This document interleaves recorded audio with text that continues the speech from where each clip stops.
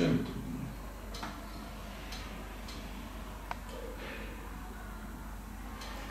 Gezi olaylarını değerlendirdiğimizde bunu normal hani demokratik bir kitlesel eylem olarak görmek de pek mümkün görünmüyor.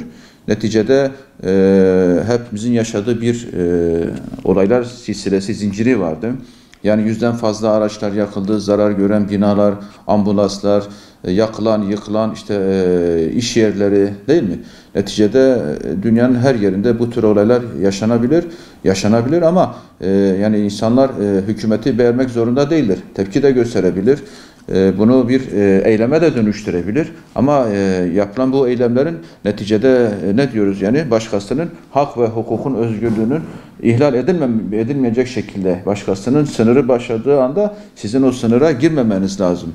Yani gezi olayları demokratik bir tepki olarak belki ilk başta doğmuş olabilir. İnsani bazı yaklaşımlarla bir doğayı koruma gerekçesiyle doğmuş olabilir. Ama ondan sonra gelişen olaylar tamamen bir kalkışma niteliğine döndü. Yani hatta işte Dolmabahçe Sarayı'na doğru işte kepçelerle, ağır vasıtalarla işte orayı işgal etmeye çalışma, yıkmaya çalışma, kamu otoritesini çalışamaz hale getirme gibi günler hatta haftalar süren ve ağır zararlar, ağır sonuçlar doğuran olaylarla biz karşılaştık.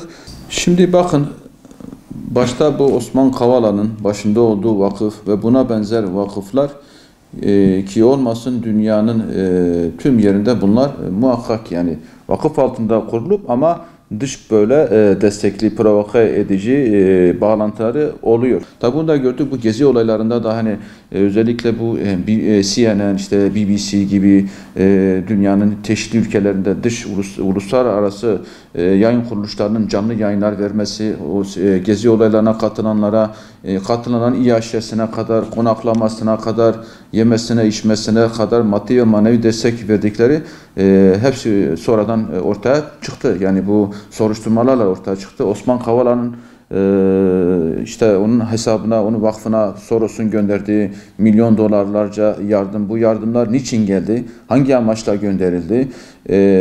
Ne amaçla? Onu işte sorgulamak lazım muhakkak ki. Ben bunun kesinlikle hani Türkiye'nin hayrına ya Orta Doğu Türkiye'de yaşayan insanların huzuruna, sükunetine, barışına katkı sunması için gönderildiğini sanmıyorum. Müslüman İslam ülkelerini bu şekilde hani bu Arap Baharı diye yola çıkan bir oluşum oluşturdular.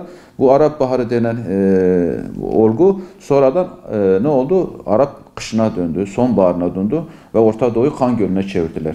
Yani bu tür yapılar da aynen bunun bir ahtapotun kolu gibi hareket ediyorlar. Aynı amaca hizmet ediyorlar. Öncelikle ne yapıyorlar? Mesela bu tür vakıflar bir insani bir amaçla ortaya çıkıyorlar. İşte doğa ya da ne bileyim çevre hassasiyeti ya da insan hakları gibi. Ondan sonra bunlar belli bir kitle oluşturuyorlar. İşte öğrenciler, kendini demokrat gibi gören bazı yapı, grup, STK'lar, vakıflarla işbirliğine gidiyor ya da onları alttan ala destekleyip tahrik ederek sokak olaylarını ortaya çıkarma, sokakları hareketlendirmeye çalışıyorlar. Aynen bakın Gezi'nin aynı bunu gördük. Tabii şimdi insan sormadan da edemiyor. Yani şimdi 29 celse, 28 celse sürmüş. Siz iddianame hazırlanmış savcılık, iddianame işte hangi şartlarda hazırlanır? Kuvvetli suç şüphesi. Yani yeterli ve kuvvetli suç şüphesi. Yani mahkumiyete yeterli delil olacak ki siz iddianame hazırlayacaksınız. O dönem yeterli ve makul mahkumiyete delil yetecek şekilde toplanmış olduğuna ilişkin bir kanaatle dava açılıyor. Ama işte 29 mahkeme sürüyor. 29 mahkeme her bir celse yani bir ay atsa yani düşünün yani 3 yıla yakın süren bir mahkeme süreci var ve hayır sürekli ara kararlarda tutuklama devam kararı veriyorsun. Tutuklama devamında da işte ne diyor? Kuvvetli suç şüphesi, kaçma tehlike yani kuvvetli. Yani aynı deliller, aynı durumlar varken bu adam eğer beraat edecekse niye 29 celse tutuklu kaldı? 29 celse tutuklu kaldıysa yani şu şüphesi var diye çünkü orada siz tutuklamaya devam kararı verirken de siz kanuna göre gerekçe yazmak zorundasınız. O gerekçeler orada dururken niye beraat ettirdiniz? Sormadan da insan edemiyor. Yani şunu da aslında yani biz diyoruz ki ya hukuk herkese lazımdır. Özlediğimiz hukuk yani biz illehin bize olsun değil.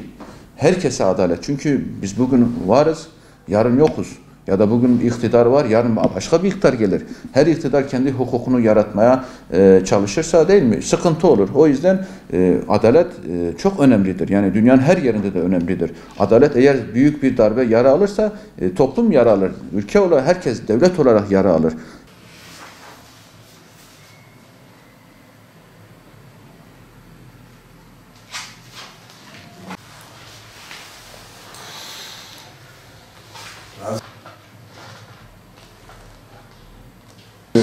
Gezi olayları o dönem mevcut olan siyasi iktidara yönelik bir protestoydu ve öyle de gelişti. Kamuoyu bu karardan rahatsızlık duydu. Niçin duydu diye sorarsanız kanaatimce savunma avukatları da dahil duruşma öncesi ve hatta ara karar yani karar öncesi o müzakere döneminde de onların basınla verdiği demeçler, basınla konuşmaları, demeçleri, paylaşımları bakıldığında ceza çıkacağı yönünde bir beklenti vardı. Kamuoyunun da bu yönde bir talebi vardı ama unutmamak lazım. Hukukta itibar edilmesi gereken dosyadaki deliller olmalıdır. Bu gezi olaylarının başlangıcında belki de çok insancıl ve masumane başlanmış olabilir. Fakat sonuç itibarıyla siyasi bir harekete dönüştü ve mevcut siyasi iktidarı düşürmeye, çalışmasını engellemeye yönelik bir hareket haline geldi. Ve bu hareketin içerisinde yer alan kamuoyu veya Avrupa'da tanınan şahısların da dünya görüşüne bakıldığında sıradan insanlar olmadığı ortaya çıkıyor. Bu kabulüm. Fakat burada tartışılması gereken şey şu.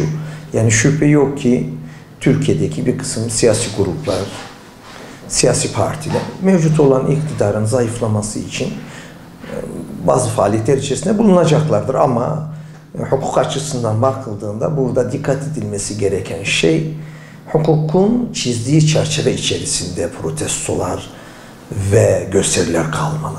Eğer bir gösteri şiddete varıyorsa, şiddet içeriyorsa, hukuk dışına çıkıyorsa şüphe yok ki bunun için gerekli önlemler alınır. Cumhuriyet savcıları da soruşturma başlatılır ve yargılamaya kadar gidilebilir. Başta Amerika olmak üzere bir kısım Avrupa ülkeleri bu beğenmedikleri, kendi işlerine gelmeyen, tümüyle kendisine hizmet etmeyen iktidarları devirmek istediklerinde o ülkenin içerisindeki bir kısım sivil toplum kuruluşları da başta olmak üzere onları yönlendirebiliyorlar. Amaçları doğrultusunda toplumsal hareketleri başlatabiliyorlar, sokak hareketlerini başlatabiliyorlar. Bu olayda da ben de şuna inanıyorum ki bu olay başta çok dürüstçe, samimi başlanmış olabilir. Ama sonuç itibariyle geldiği noktada neydi? Mevcut olan siyasi iktidarı zayıflatmaya yönelik bir hareketti. Şüphe yok ki bu dosya içerisinde yer alan şahıslardan birinin, biraz önce de belirttim, Avrupa'da çok ciddi anlamda dostları var. Avrupa İnsan Hakları Mahkemesi nezdinde, Avrupa Birliği nezdinde, Avrupa'daki birçok üniversite nezdinde çok hatırı sayılır bir aktivist olarak biliniyor. Bu tür aktivistlerin de amaçlarına ulaşabilmeleri için bir kısım ülkelerle işbirliği içerisinde olma durumları mümkündür. Ama eğer gayet sivil toplum kuruluşu olarak kurulmuş bir vakıf eğer o dönemde işte milyonlarca Türk lirasıyla bazı yerlere eğer pahra aktarmış da, benim elimde bu konuyla ilgili net bir bilgi yok. Eğer aktarmışsa tabii muhakkak bunun arkasında başka nedenleri aramak gerekiyor ve saf olmamak da gerekiyor. Eğer böyle bir pratikte böyle bir para akışı varsa o zaman bunun arkasındaki gücünün aslında ortaya çıkarılması lazım. Türkiye Cumhuriyeti kurulduğundan bu yana sistemin iki mağduru vardır. Bir, bütün süre boyunca dindarların sürekli mevcut sistemin mağduru olmuşlardır. Türkiye'de bir de kimi topluluklar, kimi uluslar ise köken ana dilleri ya kültürleri itibariyle mağdur edilmişlerdir. Fakat yargı bu süreçte de maalesef üzerine düşeni yapamadı, sınavı veremedi. Niçin?